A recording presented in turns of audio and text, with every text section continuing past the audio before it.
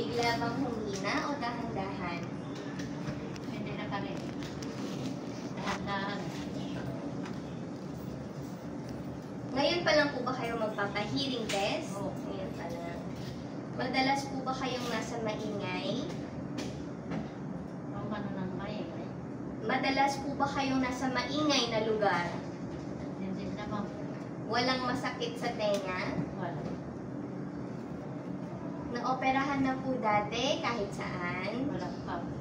Sa pamilya, may lahi po ba sila na paghina ng pandinig? Sa pamilya na.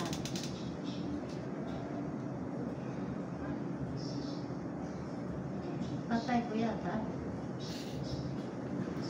Pero nung katandaan na po ba? Makatandaan na yan. Patay. Tandaan yung tatay niya po daw.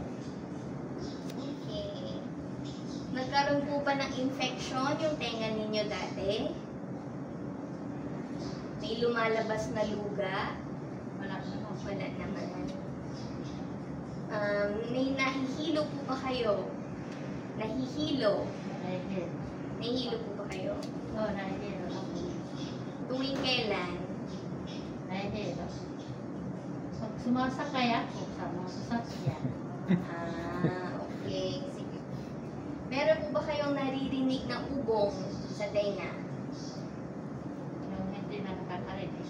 Ugong. Oo. Meron po ba kayo Naririnig. na ugong? Opo. Dito sa tainga, pag nagugutom. Pag nag-ano po? Pag nagugutom po, parang Nagugutong. umuugong. Nagugutong. Pero hindi palagi. Hindi naman. Meron po ba silang iniinom na maintenance? Wala. Madalas po ba kayong mag-cotton buds? Hindi naman po. Nalalampasan lang. Ng ano po? Nalalampasan lang pagkain. Hindi, cotton buds. Ay, Malinis bud? po ba kayong madalas po ba kayong mag-cotton buds? pero pag Makati ang tayo. Bawal yun, ma'am. Butas yung salamin ng tenga ninyo dito sa kaliwa. Eh, baka dahil sa kaka-cotton buds mo yan. Okay. Sir, bawal po mag-cotton buds pag naglilinis ng tenga. Lipat po tayo, ma'am, ng testing room.